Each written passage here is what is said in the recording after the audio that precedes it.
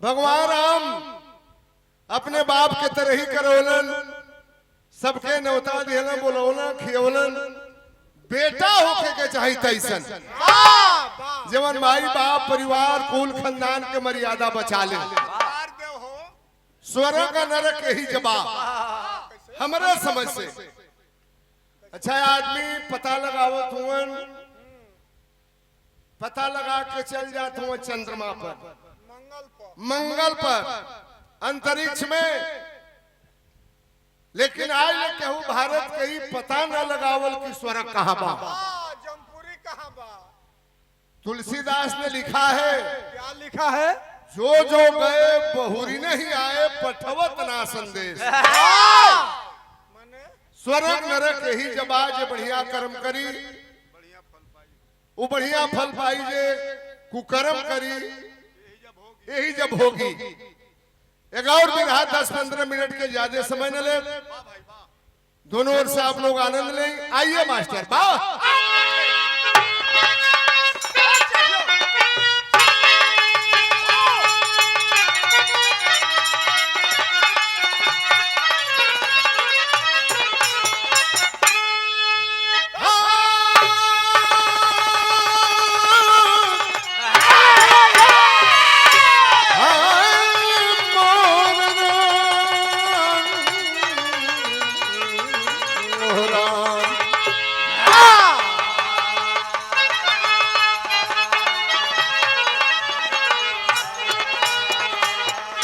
भाई बेटा वही नाम कुल की बढ़ावे, गीता वही कर्म जोगी बनाती, होती रामायण की सच्ची कहानी जो परिवार में श्रेष्ठता को सिखाती। औरत वही जो पति को मह समझे, भगनी वही भ्रात पर सब लुटाती। इच्छा वही जो कभी ना हुई हो, प्रतिज्ञा वही कभी तोड़ी न जाती।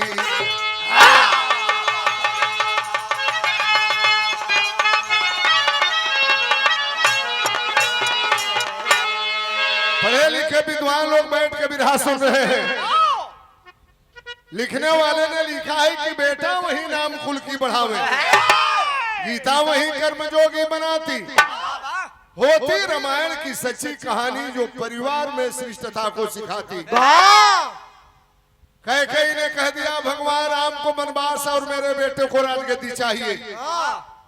कैकेयी के राम लइको ना रहला, सौतेली माई रहली, लेकिन आदर्श बेटे की भूमिका निभाया। चले गए जंगल में, कह दिल कि हम ना जाए तो उनकर का बिगड़ती हूँ, लेकिन एक माँ का देश बेटे को वनवास चले गए।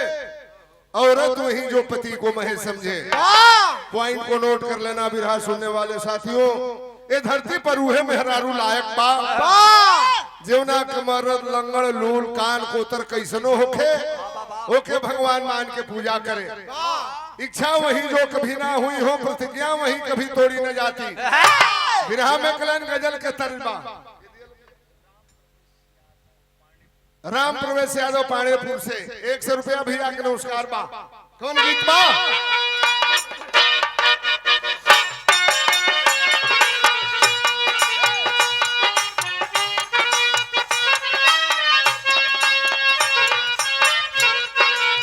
गजल वही बा। शीशे के है दरवाजे,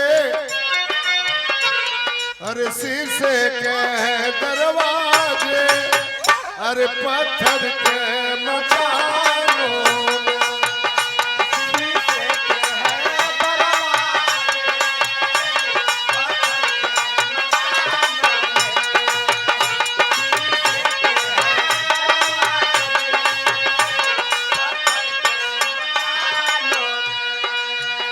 बड़ी ऊंची बात बिरहा में कवि ने लिखा है। और ये हमारे बड़े भाई अवधेश गुप्ता जी, हमारे भाई चंद्रकिशोर पांडे जी के साथ में आप संगत करते हैं। बिगा से निभा दिया इन्होंने एक दोस्ती का फर्ज। इसके लिए अवधेश भाई को बहुत बहुत धन्यवाद देता हूं। अरे सायक भी सायक मने होला घुड़सवार, घोड़ा हाके वाला के सायक भी कहल जाला। कबो कबो ऐसनो हो जाला केतनो निमन घुड़सवार होखे, कटहा घोड़ा से भेंट होई त गिरा जाई, उलाट गई, लात मार दे। अरे सायक भी सब लहारे, अब पागल अतुरंगों।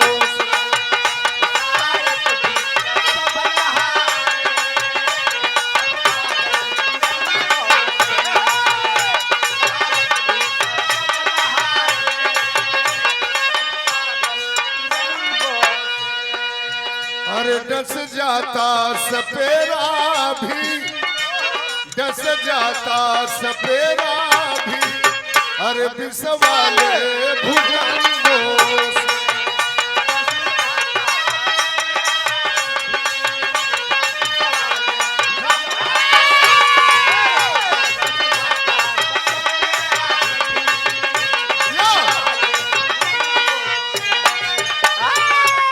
यही से कहानी की शुरुआत करने जा रहा हूं। तनी सबल मास्टर।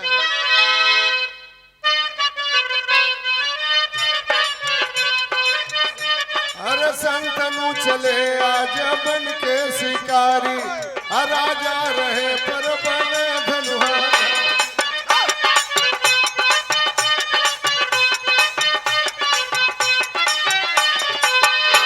मिला ना हिरन कोई जंगल के बीचे, गईले पहुंचे एक पहाड़ के नीचे।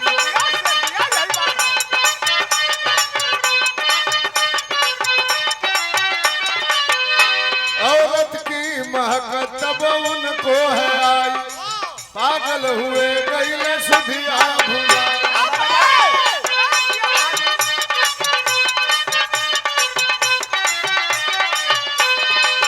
हस्तिनापुर के राजा संतनु नरेश के मन में आईला शिकार खेले चलब।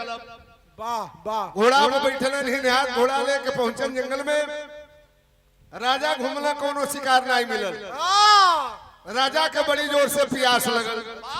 आपे लोग बतावेले कि कीबल गावत कीबल धावत, कीबल घोड़ कुदावत। गौला में दौड़ला में घोड़ा हकला में मेहनत पड़ेला। राजा के प्यास लगल, जब प्यास लगल तो उनकरी नाक में मेहरारू के महक आई। हाँ, नाकी से मेहरारू के सूंघ ले।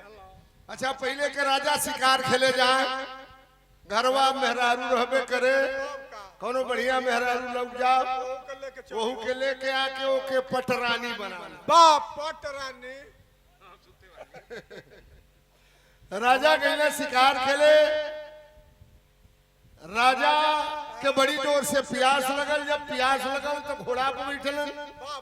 आज जब घोड़ा लेके पहुंचल नदी के किनारे तो नजारा का देखलन।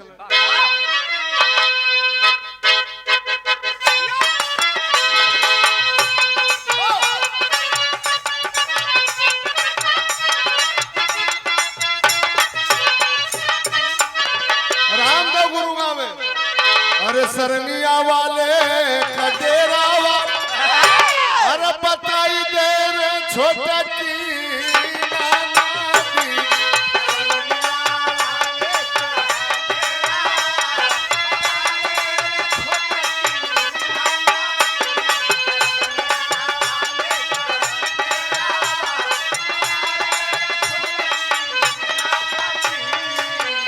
राजा गईला तका देखल नजारा, सवनवा की घेरे बदरिया, अरे गुजरिया खोजे राजा।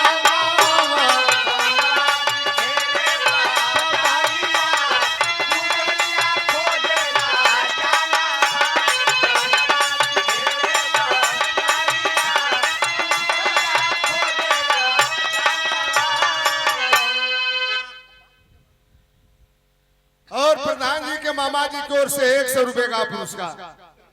अरे यार जरा बैठो, क्या क्या हो गया है तुम्हें यार? हमार 65 बरिस के उम्र बा। 65 बरस की उम्र में भी मैं बहुत जवान हूँ। कब का बटले बड़ा और गुम सूझ जतड़ी। हम बैठल बनी 30 से 32 के तोहार उम्र हुई का, तोहरी करिहाई में हो गई। टूट गइल बा डोरावा, टूट गइल बा। आखिरकार का हो गइल बा कमर में ही उम्र में सूत जाता रू शरीर में दर्द बा। हम बैठल रहा तानी अरे जरा उठ के बैठो यार क्या तमाशा की हो इतना लक्षण ठीक नहीं है ना ना कहता कि छिनरपन ना होके के राम देखाई दिखाई है अब हम बैठल बन तले होखे लागल बैठल वाली तो ले बतावे ले कि मैं लड़की कर रहा लड़का से कि छिनरपन ना होके के ये गने होई सुतला प बरवाइए थोड़ा बरगलाइए। अच्छे लाल मास्टर ए भाई क्या कोई कष्ट है हां कष्ट हमेशा ते तेरे ना होला हां यार दड़िया बढ़ौले न बाणो ओइसे नहीं तबीयत भी गड़बड़ हो सकती है होला कुछ चला त मौसम वैसन है। अरे मौसम के गाड़ी मारो जब मंच पर बैठल पड़ा तो बैठ के मौसम बैठ के रहे के चाहिए मंच पर सुतल ठीक नहीं बहुत बहुत आपके प्रणाम बा राजा गैला नदी के किनारे का देखल अरे नदिया किनारे आ गइले अरे देखल सुकुमरिया पानी में 16 बरिस गदराई अब एमे ट्रेन छूटत नहीं के आराम से जब रोजे रोज कार्यक्रम बा वो मैनेज करना है बेटा अरे 16 बरिस गदराई मरिया अरे गुजरिया खोजे राजा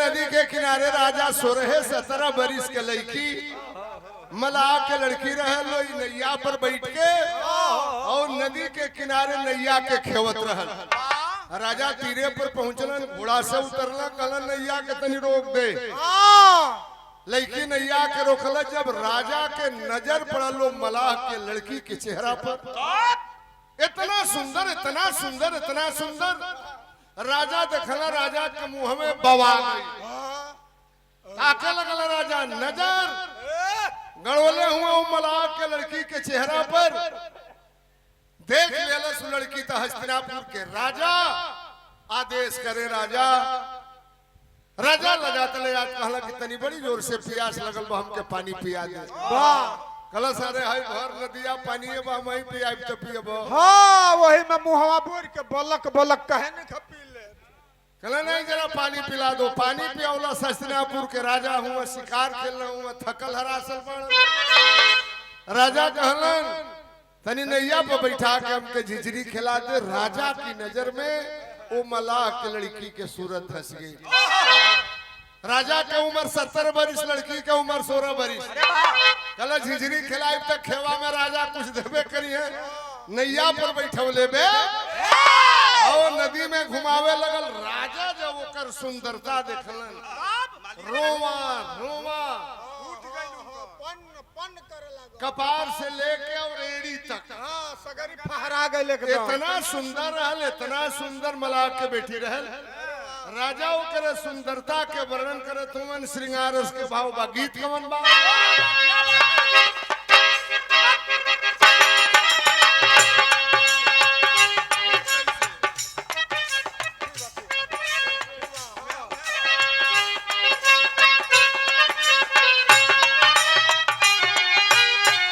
फिल्म का नाम गंगा जमुना सरस्वती हर साजन मेरा उस पार है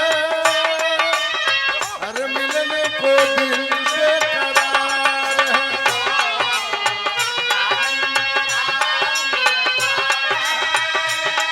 मिलने को दिल बेकरार है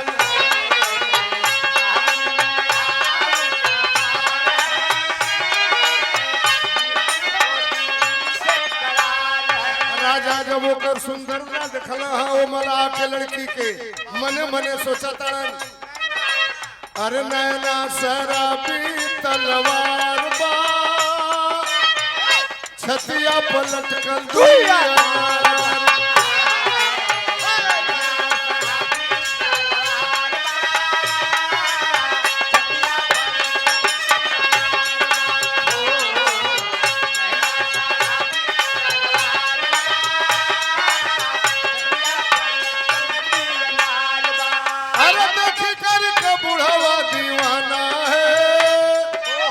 अरे सम्मा के ऊपर परवाना है, बोलो सुना के का गाना है, अरे हमको भी उस पार जाना है, अरे तुम्हारी हाथ में पतवार बा, छतिया पलट कर दिया।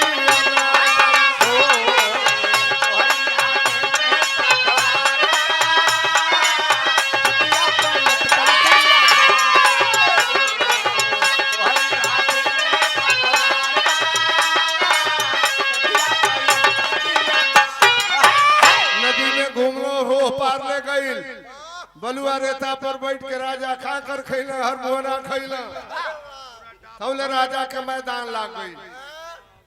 बोला ये न गड़बड़ कैला खैले रहल हर मोहना खा कर बलुआ रेता पर बैठ के अपन मैदान भइल।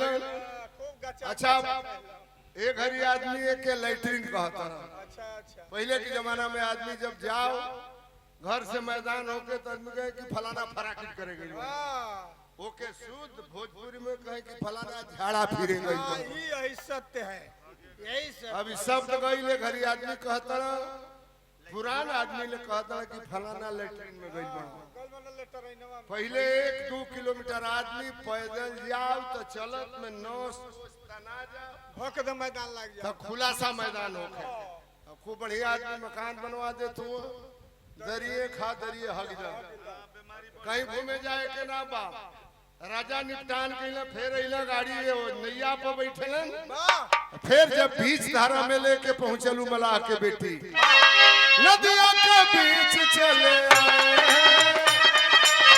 तुम्ही से प्यार है बताए है, तोहरा बिना जीवन अधूरा बा, तू ही एक सुन कर पूरा बा, अरे तोहरे से भइला हमर प्यार बा, छतिया पलट कर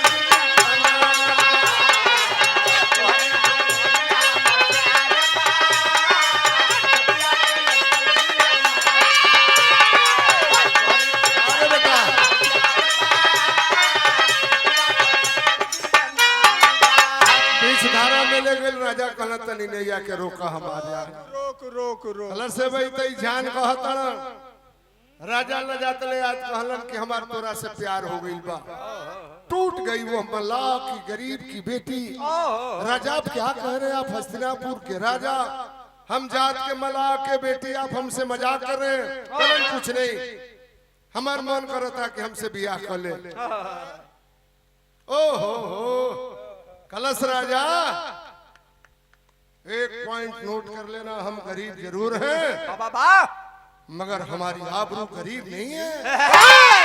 आप हस्तिनापुर के राजा, आपके उम्र 70 वर्ष, आप छत्री कुल के राजा, हम जात के मल्लाह के बेटी, आप हमसे मजाक कर रहे हैं। कल बियाह ना करबे तो नदी में कूद के जान दे दे। ऐसा प्यार के रोग होला नहीं, मैं आदमी दुबराला ना मोटाला, सूख के पड़ो, पिछवा में से सूख के पड़ो ही होत जाला। ई प्यार के रोग हो। राजा कल बियाह ना करबे तो नदी में कूद के जान दे देव। कलश काहे नदी में कूद के जान देब। लेकिन हमरो एगो सवाल बा राजा, का कहले बे?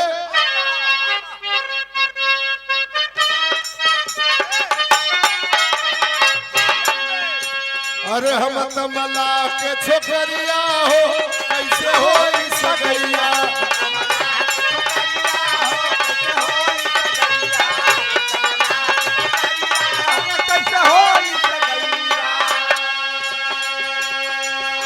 अरे दशहरा पिता हमारे,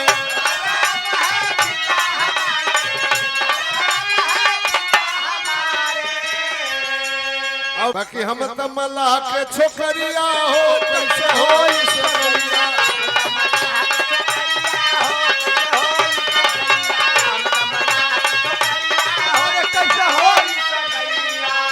अरे दशहरा पिता हमारे,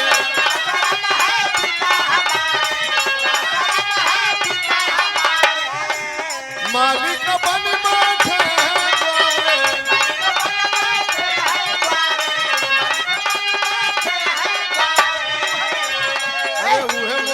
खोजी है सवरिया हो कैसे हो सवरिया हमर खोजी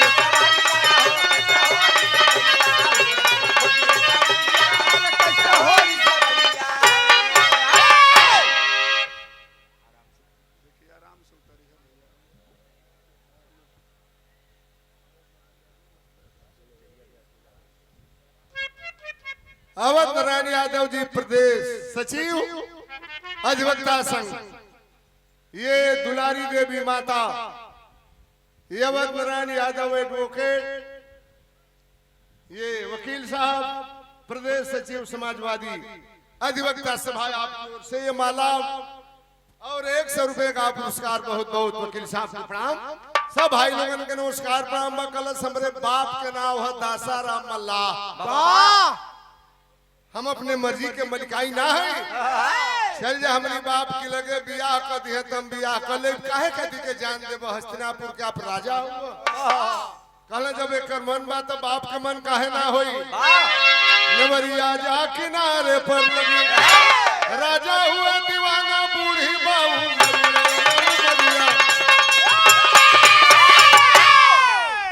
राजा गईला महल में होत सवेरे घोड़ा पर बैठलन, पहुंचना दासाराम मलाक के दरवाजा पर झोपड़ बस्ती में फलानी के महरा बैठ के गरीब आदमी जाल बीनत रहल।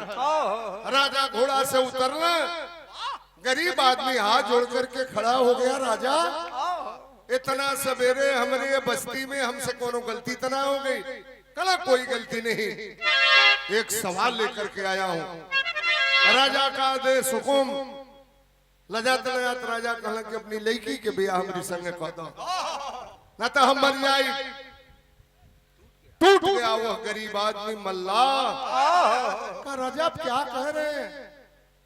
आप क्षत्रिय कुल के राजा, आपके उम्र 70 बरिस, आपकी शादी हुई है, आपकी औरत है, आपका बेटा है, हमारे बेटी से शादी की बात करते हैं। कल ना बिया करबत ही जब फांसी लगा के मर जाई। कहा वह गरीब आदमी राजा काहे के फांसी लगा के मुँह, हम गरीब जरूर हैं लेकिन हमारी आबरू गरीब नहीं है। राजा चला बियाह कर अपनी बेटी के तोहरी संगे, लेकिन एगो हमरो शर्त बा। बोल मला तुरंत शादी तो है मंजूर मुझे, मगर बेटी का बेटा राजा होगा शर्त बड़ी मशहूर तुझे।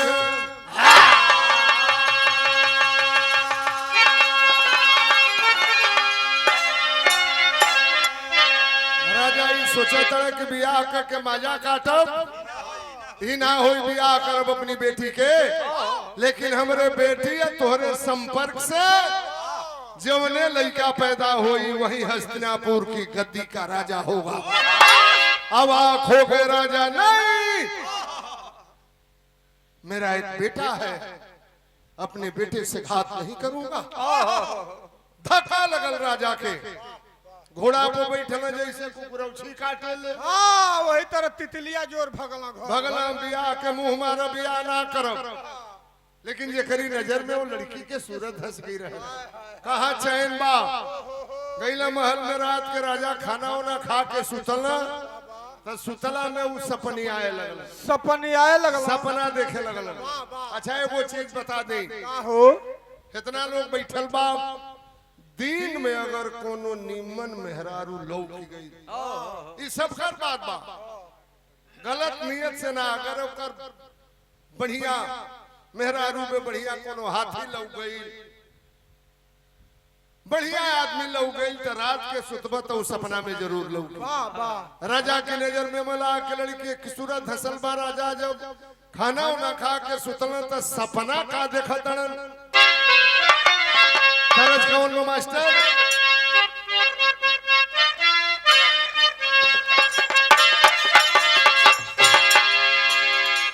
मऊ जिला के बेचन भाई, बेचन राजभर, अरे बेचन भाई छोड़ करके हम लोगों को चले गए। सदाबहार गवैया बेचन भाई ये गीत के गावे, खा गलू लंगड़ा मदाम कहिया के बुचिया,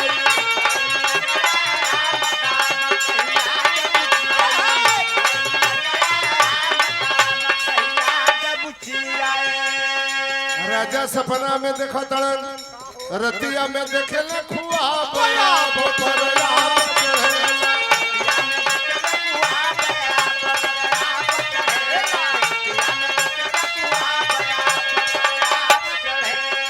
खेवले नैया मला के छोकरिया ओकरा के धाई चाहे भाव कवरिया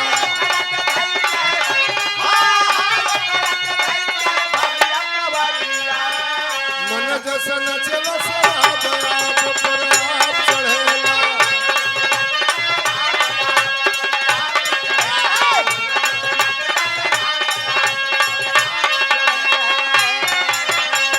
राजा सपना में देखा था कि नैया पर बैठल बनी मलाक लइकिया नैया के खेवत में राजा सपना में इहो देखा था का हो राजा सपना में उले जलू लौकेला जवना सोचले रहो वो सपना में लौकेला हाँ देखा राजा के सपना में देखा था कि ओके नैया में हम पटक दिले बनी है इहो राजा सपना में देखा था कि ओके अखबारी में हम धा लेले बनी बात तोले राजा का धोतिए बिगड़ गए ये सब बात नहीं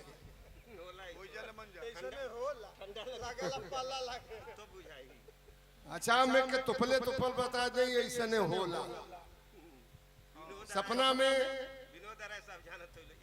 आदमी ऐसा सपना देखेला तो बुझला के भेंट भइल वक्त पर धोतिए भीज जाए राजा के नींद टूट गई बाप रे बाप माई हो दादा हो दादा जान गई आई करत राजा बगल में उनकर लइका देव व्रत सुत रहल नींद टूट गई सोचला बाबू कई दिन से न बढ़िया से बोला न खाता न बतियावत का हो गइल बा बाबू के चोरी हत्या पाप छिपौले छिप ना सकेला जान गेलन कि बाबू के बियाह ना हुई तो हमर बाबू मरी गई हो सवेरे गईला दशहरा मला के दरवाजा पर उनका लइका देव व्रत विवाह के आखिरी गीत बा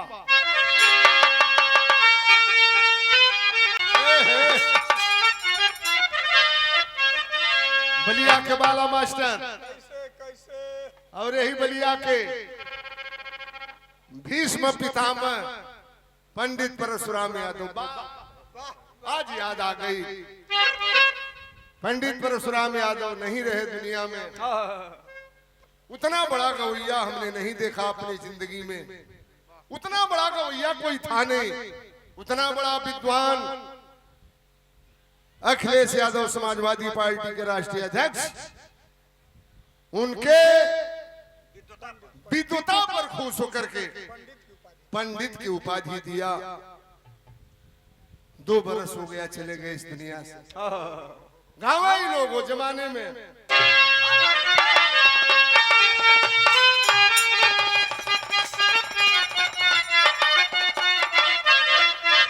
के कथवा का पुत्र सरगवा से उतरी पुतरी तो पुतरी तो डलबंदी हवा पर पलैया पुतरी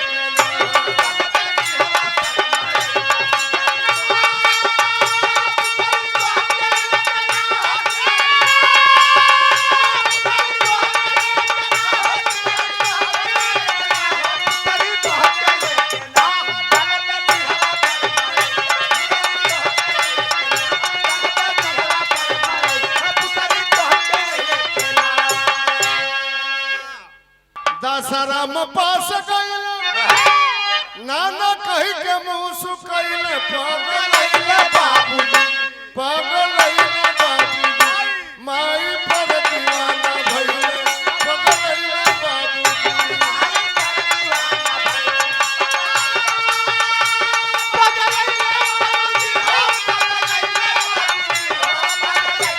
माई पर दीवाना भइले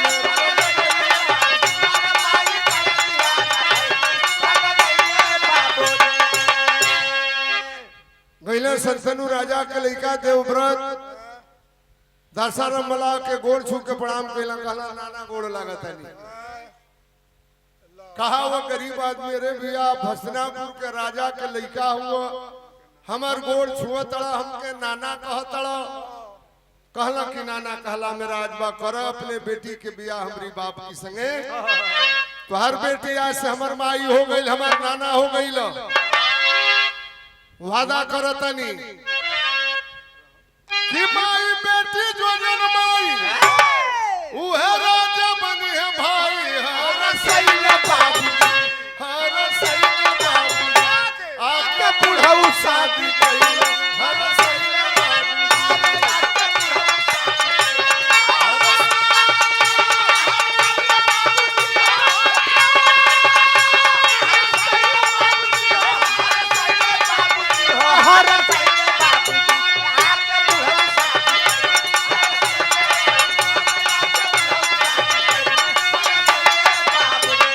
अपनी बेटी के बाहर बेटा कुल खानदान में बेटा हो तो ऐसा बियाह कर अपनी बेटी के हमारी बाप के संगे हम वादा करत नहीं तोहरे बेटी या हमारे बाप के संपर्क से जौने लड़का पैदा होई वह हस्तिनापुर के राजा होई।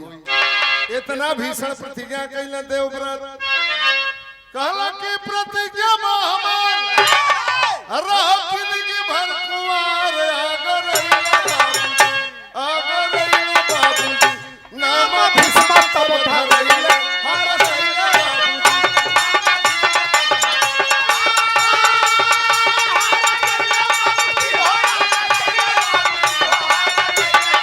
भीष्म तब धरैला।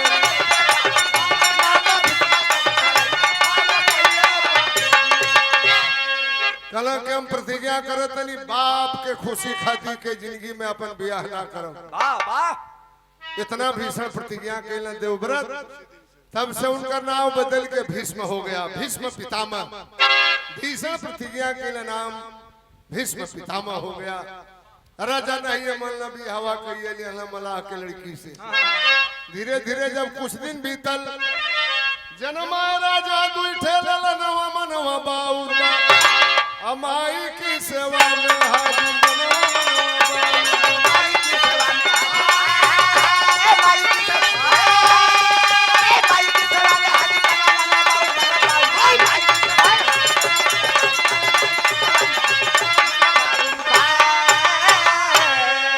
मलाह के लड़की से और राजा के संपर्क से दुगो लड़का भइलन। पहला का नाम विचित्रवीर, दूसरा का नाम रहल चित्रांगद। दोनों बड़ भइला सब तिलकहरुआ में भी हवे गौवा वाला काट दे बा कहे हो छत्री हो के मलाह के लड़की से बियाह कैले रहलन तो लड़की से जामल लड़का से के बियाह करी बियाह कटवा हुए में कैसे कैसे तोहरो गांव में केहू बा? रहे हमरो गांव में वो बियाह काटे वाला रहा वाह बानो के मोर गेला मर गई। कैसे काटा सु छोड़ा ओकर नाम मर गई। थोड़ा बतलाते चलिए इसी में देखा बियाह हमरे गांव में जब तिलकहरुआ आवल स तो सड़की पर खटिया बिछा पता लगा ले के गांव में तिलकहरुआ आवत हो। अच्छा अच्छा तिलकहरु गांव में प्रवेश करल तो कहे भैया रुका जा कहां से आवत रहा जब बैठा जा पानी पिया जा नहीं नहीं फलाना के जाते हैं लड़का को देख ले बन जा कहे कि चल हम लिया के चली आगे आगे लिया के जाओ द्वार पर पहुंचे तो कहे कि लड़को है तिलकहरु लोग आइल बलो तनी पानी वानी पी के ले आवो सही में ले जाए के बात नहीं खेल लोटा गिलास ना होके त जा सब घरवा से मंगले आवो सब तिलकहरुआ भड़क जा सके भैया जे लोटो गिलास देके का बियाह करबो ऐसनो होला आदमी। धीरे धीरे दोनों भैया जब जवान भइला भी हवे ना होके ये गलती कैला भीष्म दादा अपनी जिंदगी में। काशी राजा अपने बेटी के स्वयंवर चले रहलन सब राजा के न्योता दिहलन हस्तिनापुर के राजा के न्योता ना दिहलन। ये बात बुरा लगल भीष्म दादा के पहुंच गेलन घोड़ा से राजा के स्वयंवर में बिटियन के जीत लैले काशी नगर से दूसरे शादी कैले पहली रह गई हुनर से।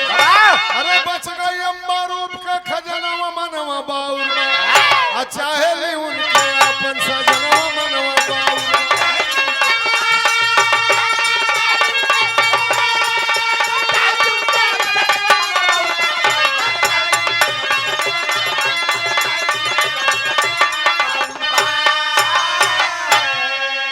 काशी राजा के तीनों बेटी अम्बा अम्बे अम्बालिका के हरण के किले आ गईलन।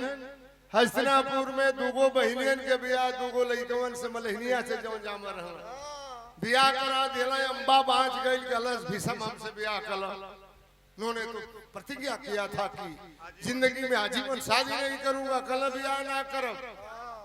कल सरे मऊ दास गईला हमारी बाप के स्वयंवर में हरण करके ले इला दुगो बहन के तो ब्याह कर दिला, हम कहाँ जाए। एक बात कहा विषम दादा ने,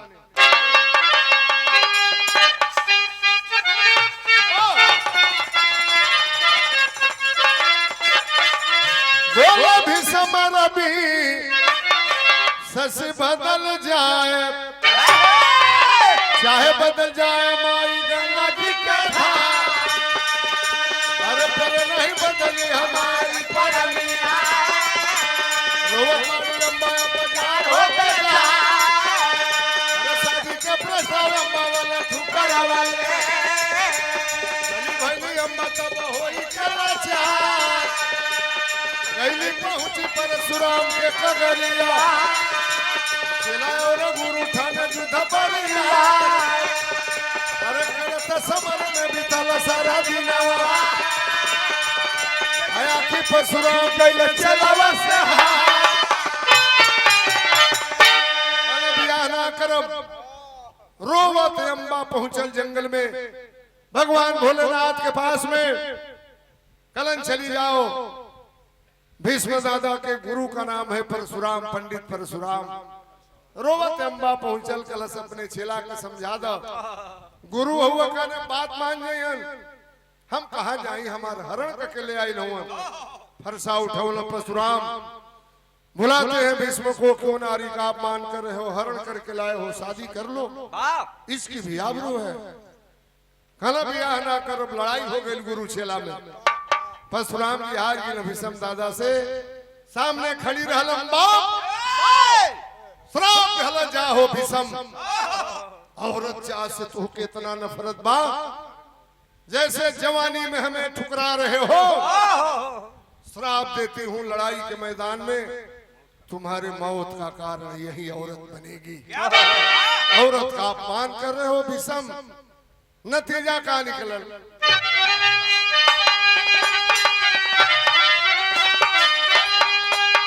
दिहली अम्मा श्राप, अरे औरत सम्मुख होई बया, तोहरो झुक जाई गर्दनिया समर के बिछवा।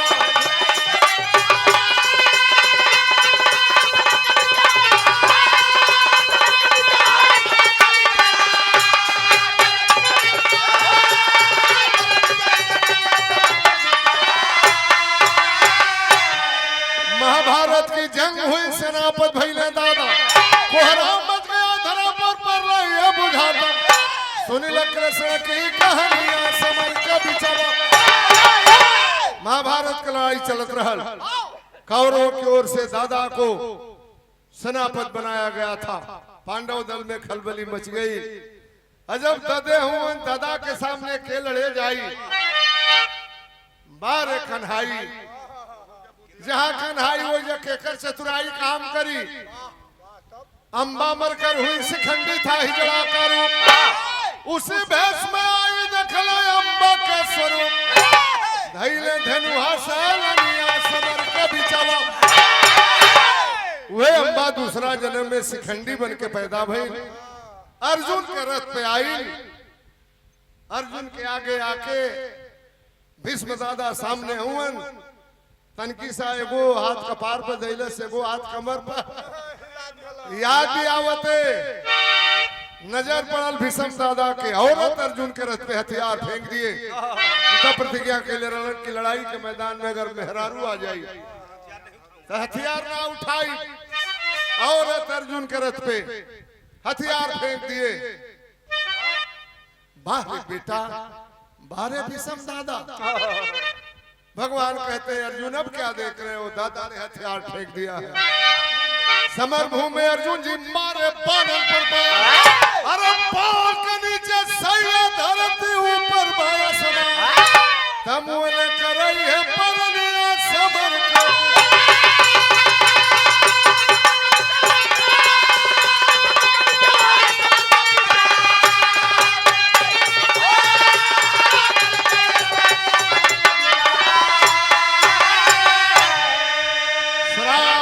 भीष्म दादा को और बाणों की सरसैया पर पड़ गए। वो तो इच्छा मिट पाए थे। ये रहा एक आदर्श बेटे की कहानी। कुसुम पर आग देव राम, पसारे जदू के पैगाम, नवरिया जो किनारे पर लगी, अनुपम का बदला में भोला की नगरिया।